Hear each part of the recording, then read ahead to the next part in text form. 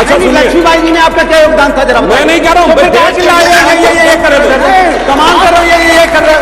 भाई कैसी लगी? कह दूं तुम्हें क्या कहूं, जनता के मन में क्या है, कह दो तो बोलूं, पोल यहाँ पे खोलूं, ये भी वादा है। सोचा क्या बात है, क्या बात? सोचा इन्होंने कि चलते ही जाएं, झूठों जुमलों की दुनिया बसाएं, सोचा इन्होंने जनता को रास्ता भुलाए, महंगाई बेरोजगारी बढ़ाए। अरे हाँ, अरे हाँ, सच है ना? फिर ये क्या बोले? नहीं रे, नहीं रे, नहीं रे, नहीं रे, नहीं रे, नहीं रे। बिस्मिल्लाहिर्रहमानिर्रहीम, अस्सलामु अलैकुम वरहमतुल्लाहि वबरकातुहू। तो दोस्तों कैसे हैं? उम्मीद करता हूँ कि आप लोग ठीक होंगे, स्वस्थ होंगे और मस्त होंगे। तो आज का वीडियो का टाइटल है झूठ बोलकर बुरी तरह फंसे सुधांशु त्रिवेदी। अनुराग भदौरिया ने अपने गाने से माहौल हुई मजेदार। तो आज वीडियो काफी मजेदार होने वाला है, टाइटल से तो पता चल रहा है। वीडियो अभी तक नहीं देखें, चलिए आप भी देखेंगे, मैं भी देखूंगा। वीडियो काफी मजेदार होने वाला, वीडियो को स्किप नहीं कीजिएगा, पूरा देखिएगा। आज हम ज्यादा इंट्रोडक्शन नहीं देंगे, डायरेक्ट वीडियो पे देखते हैं, क्लिक करते हैं। चलिए वीडियो स्टार्ट करते हैं।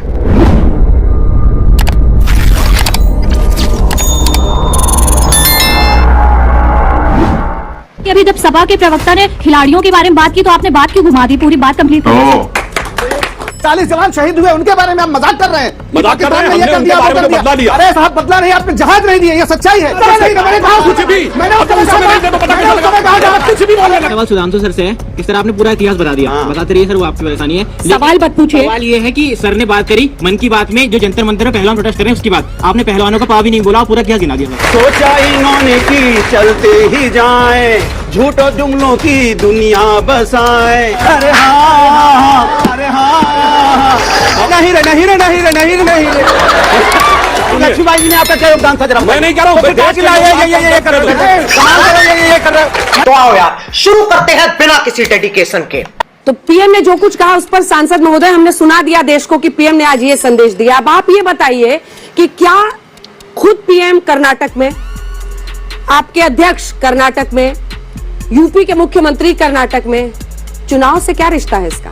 You are a good question. जब प्रधानमंत्री जी ने सत्ता की बागडोर संभाली थी तो सिर्फ सत्ता के लिए नहीं थी, वो देश के जनमानस के अंदर दूर दूर तक छुपे हुए कौन से बिंदु हैं उनको संवेदना के साथ देखने और समझने के लिए था। इसीलिए जब मोदी जी ने सत्ता संभाली तो शासक भाव नहीं, कभी सेवक का भाव, कभी अभिभावक का भाव। इतना मत फैल, फट जाएगा। मैं एक सिंपल सी बात कहता हूं, ये मन की बात है ना, मन का कोई अंग्रेजी शब्द नहीं है। तो जिन लोगों ने विदेश की आयातित मानसिकता के अनुसार राजनीति समझी है, उनके लिए मन का समझना ही असंभव है। वो जनमानस तो कहते हैं, भारत के मन को कभी नहीं समझते थे।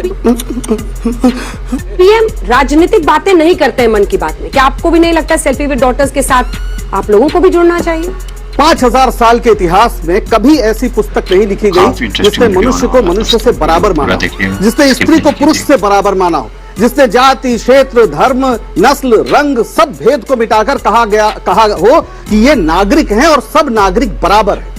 बात तो सही है। कांग्रेस के कद्दावर नेता उर्फ प्रवक्ता पंकज श्रीवास्तव और बीजेपी की राज्यसभा की सांसद उर्फ महापंडित प्रवक्ता सुधांशु त्रिवेदी के साथ हुई तीखी बहस। भाजपा की इस महाइतिहासकार प्रवक्ता को झूठ बोलना पड़ा भारी। समाजवादी पार्टी की प्रखर प्रवक्ता अनुराग भदौरिया ने इस महाइतिहासकार प्रवक्ता को लाइव डिबेट में ही व्याख्या दी। जब सुधांशु त्रिवेदी फंसने लगते हैं तब गोदी एंकर अंजुम कश्यप किससे मुद्दा को फटका देते हैं। दरअसल ये डिबेट हो रहा था मोदी जी के मन की बात की 100 एपिसोड पूरे होने को लेकर, जहां पर बीजेपी और मोदी सरकार करोड़ करोड़ रुपए फूंक दिए एक एपिसोड के लिए। उसी मन की बात एपिसोड में मोदी जी ने जो देश की गौरव रेसलर जंतर मंतर पर पिछले 7 दिन से धरना दे रहा है, उसको लेकर कुछ टिप्पणी नहीं थी। इसी बात को लेकर विपक्षी पार्टी की दोनों प्रवक्ताओं ने उठाए सवाल। बीजेपी की हर एक नेता और मोदी सरकार के मंत्री सत्यपाल मलिक ने जो खुलासा किया उस पर क्यों सन्नाटा है? जब ये सब सवाल उठा रहा था विपक्षी पार्टी की प्रवक्ता द्वारा, तब गोडी एंकर अंजुराम कश्यप कैसे मुद्दा को घुमा देते हैं। देखिए आप इस वीडियो में, और इस गोडी एंकर के बारे में आपकी क्या राय है नीचे कमेंट करके जरूर लिखना। अगर आप लोगों को ये वीडियो अच्छा लगे तो प्लीज वीडियो को लाइक करके चैनल को सब्सक्राइब जरूर कीजिएगा। अब आगे वीडियो। देश के प्रधानमंत्री जब कहते हैं तो बतौर विपक्ष हमें बहुत गंभीरता से सुनना चाहिए, पूरे देश को सुनना चाहिए। लेकिन जब वो सेल्फी विद डॉटर की बात करते हैं तो मेरा मन तड़प उठता है कि 2 किलोमीटर दूर महिला पहलवान बैठी हुई हैं कि एक सांसद को गिरफ्तार करो, उसने बलात्कार किया है, और मन की बात में उसका जिक्र नहीं होता है। ये क्या है? ये कैसी मन की बात है? ये मन की बात नहीं है, ये मनमानी की बात है। ये हुई ना बात। इस देश की महिलाएं, वो पहलवान जिन्होंने इस देश के लिए मेडल जीता, जिन्होंने इस देश का गौरव बढ़ाया, प्रधानमंत्री ने उनका स्वागत किया था, वो 3 महीने पहले भी धरने पर बैठी थी और आज भी बैठी हुई हैं। उनकी एफआईआर तब लिखी जाती है जब सुप्रीम कोर्ट हस्तक्षेप करता है। इससे ज्यादा शर्म की बात नहीं हो सकती, और मन की बात अगर ये पूरा नहीं है तो फिर गंभीरता से सोचने की जरूरत। अभी ये बड़ी अच्छी बात कही आप। मैं चुनौती से पूछता हूं, ये बताइए, रानी लक्ष्मीबाई, रानी अहिल्याबाई होलकर, चित्तूर की रानी चिन्नम्मा, रानी दुर्गावती और 4वीं शताब्दी में प्रभावती गुप्त, बताइए कोई यूरोप में हुई हो जिसने तलवार लेकर लड़ाई लड़ी हो? ये है अभी तक मनों में गुलामी, वही राग अंग्रेजियत का सुनाते बड़े लोग नामी गिरामी। रुको जरा, सबर करो। बताइए, आपने जितने लोगों का नाम लिया मैं उनका सम्मान करता हूं। वैधानिक रूप से स्त्री और पुरुष की बराबरी के लिए कोई पुस्तक लिखी गई हो, वैधानिक मतलब कानून, इस देश पे कोड़े पड़ते थे, स्त्रियों को सती कर दिया जाता था, कौन सा कानून था? आप क्या बात करते हैं? आप इस तरह के नाम फिलोसफर्स के, हमारी वीरांगनाओं का नाम लेकर आप ये बताना चाहते हैं कि नागरिक थे, लोकतंत्र तक नहीं था, नागरिकता की बात करते हैं, राजा और प्रजा के संबंधों को आप गौरवपूर्ण बात करते हैं। क्या बात है सर, क्या बात है सर। और यह संयोग नहीं है कि जितने रियासतें थी उस समय अंग्रेजों के साथ, वही आपके जितने आरएसएस का पूरा अभियान था उसका संरक्षण करते थे। और यही वजह है, आप असली बात का जवाब नहीं दे रहे हैं। उस आजादी की लड़ाई में आप कहां थे? कहां थे आजादी की लड़ाई में? अच्छा, कहां थे आजादी की लड़ाई में? बताइए, सुनिए, जवाब दो। आजादी की लड़ाई में ये बताइए 2022-23 का बताइए। छोड़िए, हो गया। लक्ष्मीबाई ने आपका कोई योगदान नहीं था। लक्ष्मीबाई में आपका कोई योगदान नहीं था। नहीं, लक्ष्मीबाई में आपका क्या योगदान था? अच्छा, लक्ष्मीबाई जी ने आपका क्या योगदान था? जरा मैं नहीं कह रहा हूँ, ये कर रहे हो, कमाल कर रहे हो, ये कर रहे हो। हाँ भाई, कैसी लगी? अरे कमाल, आपसे पूछा जा रहा है 2022-23 में लोग परेशान हैं, उनके बारे में बात कीजिए। तो आप इतिहास पहलवानों की बात नहीं होगी, लक्ष्मीबाई की मुझे लगता है ये अनुराग भदौरिया जी को सुनाई कम पड़ता है क्या? भदौरिया जी आपको सुनाई कम पड़ता है क्या? आपके बगल वाले ने 5,000 माहौल, 5,000 शब्द इन्होंने बोला, इन्होंने बोला भाई। अच्छा चलिए, अब आज की बात अब आए ना लाइन पे।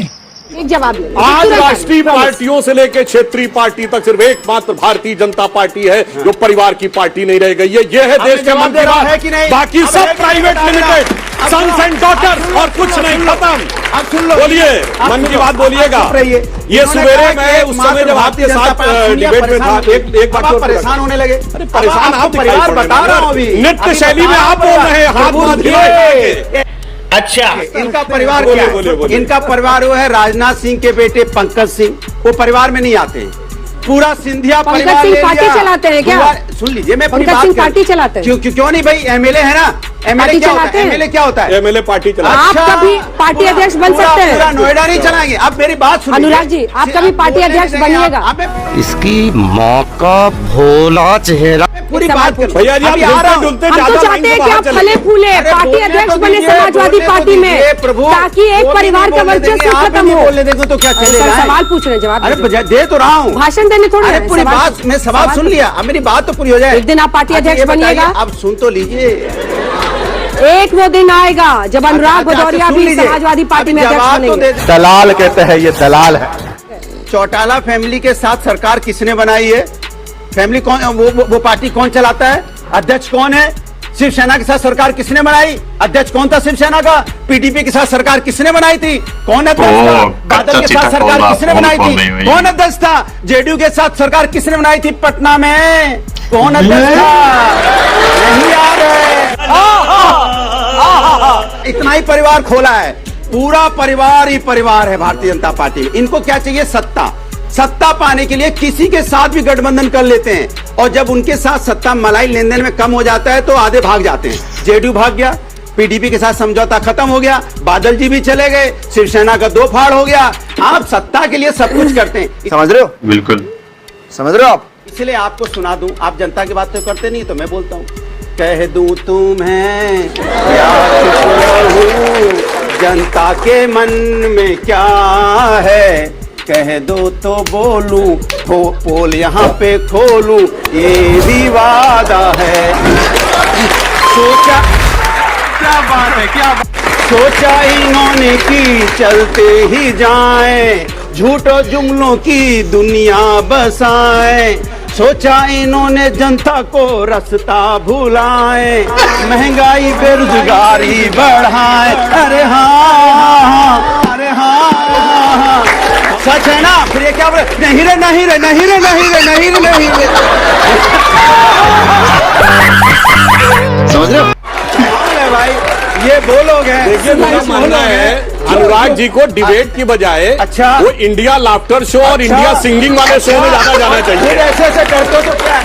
क्योंकि फिल्मी गाना गा रहे हैं, नृत्य कर रहे हैं। अब जवाब सुनिए। बोलिए, आज जवाब। इसलिए मैं नहीं बताऊंगा। जो भारत में सिविलियन अवार्ड्स मिलते हैं, highest civilian award Bharat Ratna है ना।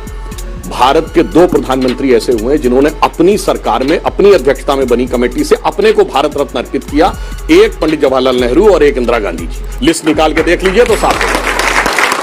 मुझे बड़ा आश्चर्य हो रहा है कि आप जैसे विद्वान आदमी ऐसी बात कर रहे हैं जो राज्यसभा के सदस्य आजकल करने लगे। गजब बेइज्जती है। आपको पता है वो दोनों भारत रत्न कैसे मिले थे? जब लौट के आए नेहरू जी, ये उनकी कमेटी का कोई, उनकी कैबिनेट का ये नहीं था डिसीजन कि उनको भारत रत्न मिलेगा। ये राजेंद्र प्रसाद जी ने अपनी आत्मकथा में भी लिखा है और ये बहुत स्पष्ट है। जब बांडुंग सम्मेलन से लौट के आए, पूरी दुनिया में उनका डंका बज रहा था, तो राजेंद्र प्रसाद जी ने कहा कि मैं अपने राष्ट्रपति बतौर मैं अपनी ये फैसला लेता हूं और उसके बाद उन्हें भारत रत्न दिया गया। यही नहीं, अभी और सुनिए। पद्म पुरस्कार या भारत रत्न देने की एक प्रक्रिया होती है। दोनों ही प्रधानमंत्रियों पे आपने झूठा आरोप लगाया है। उन्होंने, उनके कैबिनेट ने ऐसा कोई प्रस्ताव नहीं दिया था। इंदिरा गांधी ने जब, क्या बात करते हैं, इंदिरा गांधी ने जब इतिहास नहीं भूगोल बदला, जब बांग्लादेश बनाया, उसके बाद उस समय के राष्ट्रपति ने यह बात कही। और आप दोनों फैक्ट में आपको चैलेंज करता हूं। फोन खोल दिया दोस्त। चाहे देश के प्रधानमंत्री मोदी जी हो, हम उनका सम्मान करते हैं, देश के प्रधानमंत्री, चाहे नेहरू जी रहे हो, चाहे कोई भी रहा हो, लेकिन अफसोस की बात, आप प्रधानमंत्रियों के बारे में ना बोला करो। हम जब हर देश का प्रधानमंत्री, मतलब देश का प्रधानमंत्री, और चाहे किसी दल का भी हो, हम सब उसका सम्मान करेंगे, क्योंकि जनता चुनती है देश के प्रधानमंत्री को। आप लोगों की जो आदत बन चुकी है किसी प्रधानमंत्री के बारे में कुछ भी कहना, ये गलत है। शाबाश बेटा, शाबाश, बहुत बढ़िया। प्रश्न बीजेपी के प्रवक्ता से है कि अभी जब सपा के प्रवक्ता ने खिलाड़ियों के बारे में बात की तो आपने बात क्यों घुमा दी? पूरी बात कंप्लीट करिए सर। उन्होंने मुझसे होने के बाद उसके ऊपर टिप्पणी की जाएगी। मेरा क्वेश्चन सुधांशु त्रिवेदी जी से है कि जब भारत की सीमा सरकार के दायरे में आती है तो फिर आतंकवादियों के पास इतना गोला बारूद कहां से आ रहा है? Good question. आपने बहुत अच्छी बात कही। जब से हमारी सरकार आई है तब से गोला बारूद में इतनी कमी आ गई है कि आने से पहले आप बताइए भारत का एक इलाका बताइए जहां बम धमाके ना होते हो। चंडीगढ़ से शुरू करिए, चंडीगढ़, दिल्ली, लखनऊ, वाराणसी, हैदराबाद, जयपुर, सुनिए अब सब खत्म हो गया है। देखिए अपने अपने टर्न पे रहिए, पुलवामा अपने अपने टर्न। अरे भाई पूरी बात बोलने दीजिए। अरे भाई मैं पूरा बता रहा हूं, वहां चले गए।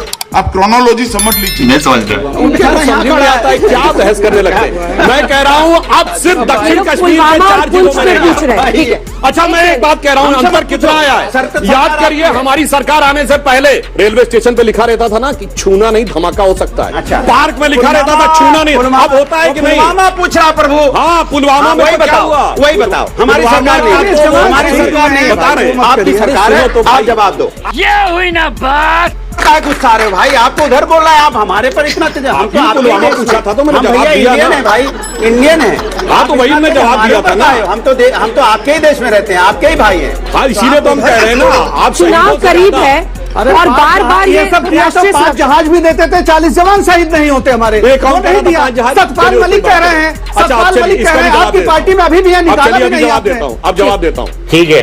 देखिए आर्म फोर्सेस का जब मूवमेंट होता है तो वो इतना कॉन्फिडेंशियल होता है, सिर्फ कंसर्न ऑफिसर के अलावा किसी को पता नहीं होता। गवर्नर को पता कैसे लगा? पॉइंट नंबर 2, यदि उन्हें किसी भी प्रकार के जहाज की आवश्यकता होगी तो सीआरपीएफ, डीजी सीआरपीएफ या होम सेक्रेटरी से मांगेगा कि गवर्नर से मांगेगा। एयरफोर्स पे तो कोई हैसियत नहीं होती गवर्नर की, अगर उनका जहाज उतरना है एयरफोर्स के स्टेशन पे तो परमिशन लेनी पड़ती है। एयरफोर्स से अभी बदत है भाई, अभी बदत है। जम्मू कश्मीर का गवर्नर ऐसे ही था, उसे कुछ नहीं पता था। ये गवर्नर कहां बीच में आता भाई? नहीं, अरे कहां से बीच में आता भाई? आप क्या होता है? जवाब यही जवाब, देखिए इनके होता है जो आप कि प्राइम मिनिस्टर से ज्यादा नेशनल एडवाइजरी काउंसिल के चेयरमैन को पता यही जवाब होता वही दीजिए, ये जवाब वहां दीजिए। उन्होंने कहा मन की बात पर जितनी भी कोशिश कर ले, चुनाव की बात पर ही यहाँ पर चर्चा होगी। आमी मानुस 2 दिन में पलट गया। अंजना जी, मन की बात कितनी भी की जाए, मन का विष ही निकलता रहता है। वो तो देख रहे हैं, वो तो देख रहे हैं कि शहीद प्रधानमंत्रियों के लिए निकल रहा है, बाकी तो छोड़ दीजिए। 40 जवान शहीद हुए, उनके बारे में आप मजाक कर रहे हैं। मजाक कर रहे हैं, हमने उनके बारे में तो बदला लिया। अरे साहब, बदला नहीं, आपने जहाज नहीं दिए, ये सच्चाई है। इस समय सेना के शंकर राय चौधरी जो हमारे पूर्व सेनाध्यक्ष हैं, वो भी बोल चुके हैं इस बात को। ये कमीना कैसे चुप हो गया? बोलती बंद होगी थे कमीने की। क्या बात कर रहे हैं? सेनाध्यक्ष थे उस समय शंकर राय चौधरी जी। पूर्व मैंने उस शंकर राय चौधरी जी 2019 में सेनाध्यक्ष थे। मैंने कहा कुछ भी, मैंने अब उस समय नहीं थे तो पता कैसे लगा? कुछ भी बोलने लगते हैं आप, कुछ भी बोलते हैं। विनोद जी, मैंने उस समय का नाम ही नहीं लिया, मैंने कहा पूर्व हो गया। अरे सर, इधर भी थोड़ा एड्रेस संभाल के बल्लेबाजी करिए। संभाल के ही कर रहे हैं भाई। 1 सेकंड, पानी आप दीजिए ना। Sorry sir. सुधांशु जी मेरे साथ एक चैनल में और भी, वहां भी मैंने बात स्पष्ट की थी और फिर कर रहा हूं सुधांशु। जम्मू कश्मीर में यूनिफाइड कमांड है और यूनिफाइड कमांड को चेयर करता है चीफ मिनिस्टर जब सरकार होती है। उसमें आर्मी, सेंट्रल फोर्सेज और स्टेट पुलिस तीनों के हेड्स होते हैं। और जब प्रेसिडेंट रूल होता है, गवर्नर रूल होता है, तो गवर्नर चेयर करता है। तो गवर्नर लूप में थे ये सतपाल मलिक। अच्छा, क्योंकि जब पुलवामा हुआ तो यूनिफाइड कमांड के चेयरमैन वही थे। नंबर 1। नंबर 2 ये है कि जो मूवमेंट जिस तरह से हुआ कि बार बार, और ये जो खबर आई जहाज वाली, ये उस समय भी अखबारों में छपी थी पूरी। वो चिट्ठी छपी थी डीआईजी सीआरपीएफ की, जिसमें उन्होंने जहाज के लिए होम मिनिस्ट्री को लिखा था और 4 महीने तक उसमें फैसला नहीं हुआ था। आप कुछ भी बोलो, ये नहीं सुनने वाला। इनके पास मार्केटिंग का काम है, लंबी लंबी बातें करना। आप देखिए, सवाल का एक भी जवाब उन्होंने नहीं दिया। इससे पूछे गए और ये हाथ ठोकते रहे थे, लेकिन एक जवाब नहीं। चलिए, ड्रम भी बजा दिया और तालियां इनके लिए। तालियां नहीं दिया इन्होंने। रुक, तेरे को बताते तेरी। इसने पूछा भाई, रोजगार पे जवाब दिया ना, पुलवामा पे जवाब दिया ना, इन्होंने पूछा उस पे जवाब दिया। पोडियम बचा के लेके चले गए वहां पे 1980 में, 1500 ईस्वी में ले गए, पता नहीं कहां घुमा रहे। अरे भैया, जनता पूछ रही कि आप जो वादा करके आए तो पूरा कब करो, बस इतना बता दो, बाद बाकी बाद में बात कर लेंगे।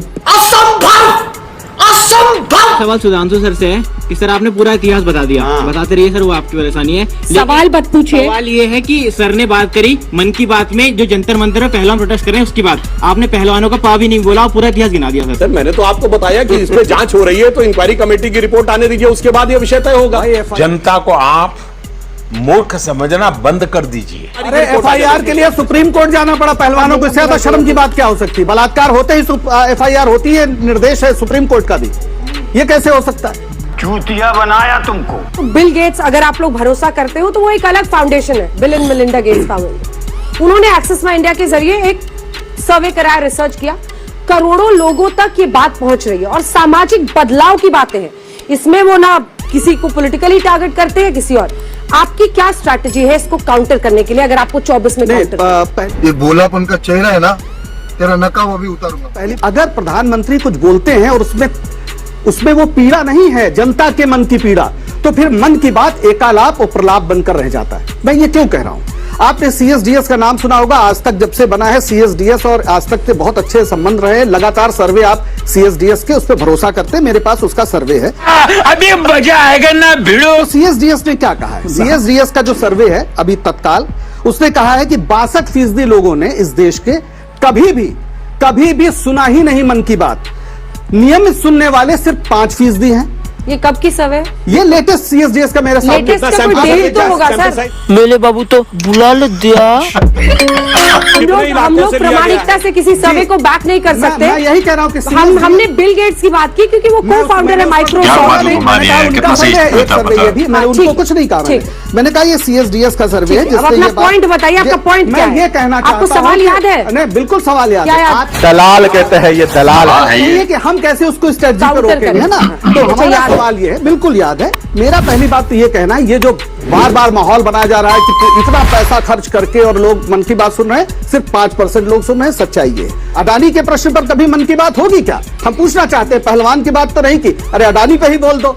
इस सज्जन को क्या तकलीफ है भाई? आप जो है 80 करोड़ लोगों को कह रहे हैं कि हम 5 किलो अनाज दे रहे हैं, ये गर्व की बात है। अरे शर्म की बात है कि 80 करोड़ लोग 5 किलो अनाज ना मिले उनको तो भूखे रह जाए। इसके बाद ये सवाल है। इन सवालों पे मन की बात का कोई बात हो तो बताइए। मैं आपसे एक सवाल कर रहा हूं भाई, प्रधानमंत्री जी अगर मन की बात कहते हो, देश के प्रधानमंत्री हैं, तो आप इतना हल्ला काहे मचाते हैं? आप क्या अकेले थोड़ी हैं? ने कहा इतना आप हल्ला मचा रहे हैं? देश के प्रधानमंत्री तो आप मचा रहे हैं। इतनी देर से आप हल्ला मचा रहे के साथ हैं, हिंदू ऐसा भी लग रहा है रहे। कि प्रधानमंत्री जी सिर्फ आपके ही हैं, किसी के हैं ही नहीं प्रधानमंत्री जी। ठोक रहे हैं यहाँ पे हाथ इधर उधर। तू है, तेरे को पता नहीं है लेकिन तू है। और जो उन्होंने 5 किलो मुफ्त राशन पर कहा है कि ये शर्म की बात है देश के लिए। पाकिस्तान हमसे 10 अंक आगे, खाने को खाना नहीं, पीने को पानी नहीं, आटे को लेकर लड़ाई चल रही है, ना बिजली ना पानी ना और खोपड़ी तो साले कौन सी हिंदुस्तान अमेरिका से कंपेयर करो तो पाकिस्तान से कंपेयर करने लग जाते हो। बहुत बहुत धन्यवाद आप सभी का। बस हवा निकल गई। तो दोस्तों, कैसे सुधांशु त्रिवेदी ने झूठ बोल के कन्नी काट लिया, जबकि उसी के बाद बगल में खड़े एक पत्रकार, वरिष्ठ पत्रकार ने कैसे पोल खोल दी कि सत्यपाल मलिक उसमें गवर्नर थे, उसको पता था और जहाज नहीं दिया। और हमारे कांग्रेस प्रवक्ता पंकज श्रीवास्तव ने तो सुधांशु को धज्जियां उड़ा दी। और सबसे अहम बात तो हो गई अनुराग भदौरिया का, जो महफिल में एक ही क्या गजब का मनोरंजन किया बॉस, गाना सुन के। काफी इंटरेस्टिंग वीडियो है बॉस, काफी देखने में काफी मजा आया। आई होप आपको भी मजा आया होगा। और आप ये कमेंट करके बताइएगा कि वीडियो का कौन सा पार्ट आपको अच्छा लगा। और अगर चैनल पे नए हैं तो चैनल को सब्सक्राइब कीजिए, वीडियो को लाइक कीजिए और बेल आइकन दबाना नहीं भूलिए। बेल आइकन दबा के मेरे वीडियो को नोटिफिकेशन सबसे पहले आपको मिलेगा। अगर फेसबुक पेज पे नहीं है तो फेसबुक पेज को फॉलो कर लीजिए, लिंक डिस्क्रिप्शन में दे दूंगा, जाकर वहां से फॉलो कर लीजिएगा। इंस्टाग्राम को भी फॉलो कर लीजिएगा। तो फिर मिलेगा नेक्स्ट किसी वीडियो में, तब तक के लिए दीजिए हमें इजाजत। खुदा हाफिज, शब खैर।